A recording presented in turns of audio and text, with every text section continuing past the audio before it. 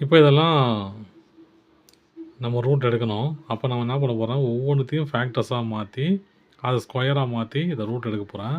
First நம்ம இதை எப்படி ஃபேக்டர்ஸாக மாற்றுவோம். 4 2s are 8, 8 இங்கே -9. அப்போ என்ன மல்டிப்ளை பண்ணால் வரும், -1 -8 மல்டிப்ளை பண்ணால் 8, ஆட் பண்ணால் -9 இல்லையா. இங்கே பாருங்கள் 7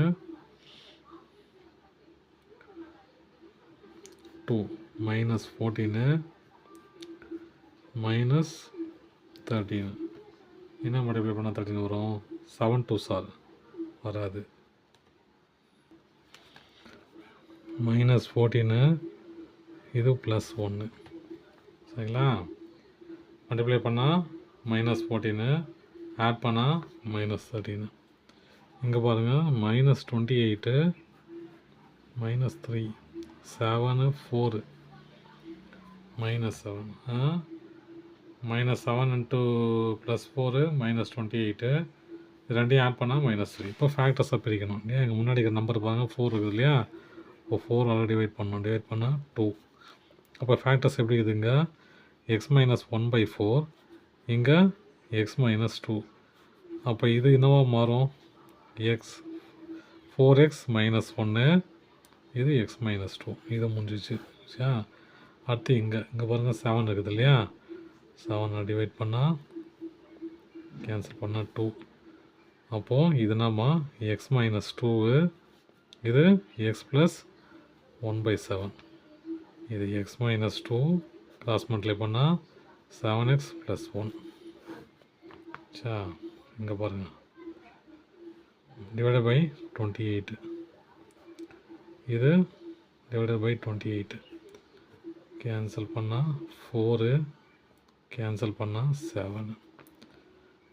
அப்போது இது என்னவா மாறும், x -1/4 இது x + 1/4 1/7. அப்போது கிராஸ் மல்டிப்ளை பண்ணால் 4x - 1 7x + 1. இப்போ இதெல்லாம் ஃபேக்டர்ஸாக மாற்றிட்டேன் இல்லையா. இப்போ ரூட்டுக்குள்ளே நான் இதோட ஃபேக்டர்ஸ் எழுதுகிறேன். 4x - 1 அப்புறம் x -2 7x + 1 4x - 1 7x + 1. தனித்தனியாக எழுதலாமா. ஸ்கொயர் ஆகிடும், இது ஸ்கொயர் ஆகிடும், இதுவும் ஸ்கொயர் ஆகிடும். அப்போது root 4x - 1 square x -2 square 7x + 1 square. இப்போ ரூட் எடுத்தோன்னா 1/2 மல்டிப்ளை பண்ணோம் இல்லையா பவரில்.